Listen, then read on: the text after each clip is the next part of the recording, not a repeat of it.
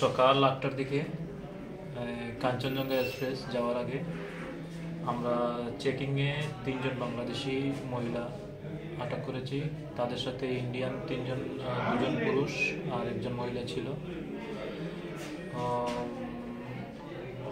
Indian যারা ছিল ওরা ওদেরকে অবৈধভাবে বাংলাদেশ থেকে পাচার ভারতে প্রবেশ করিয়ে কলকাতা পাঠাচ্ছিল।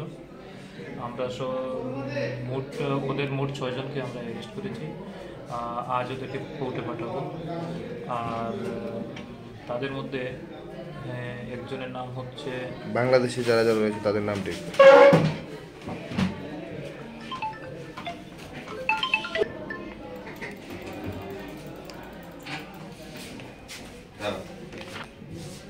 আমরা ইন্ডিয়ান যে ৩ জন ধরেছি তারা হচ্ছে আনজার আলম, রহিমা আক্তার আর মামুন হোসেন।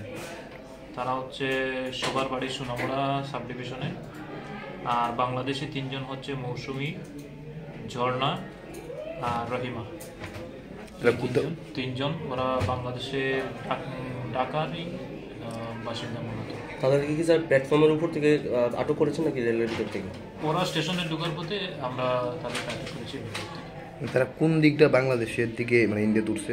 তারা সোনামুড়া বর্ডার দিয়ে এখন পর্যন্ত যতটুকু আমরা পেয়েছি, আর বাকিটাতে ইনভেস্টিগেশন করে পড়ে যাবে।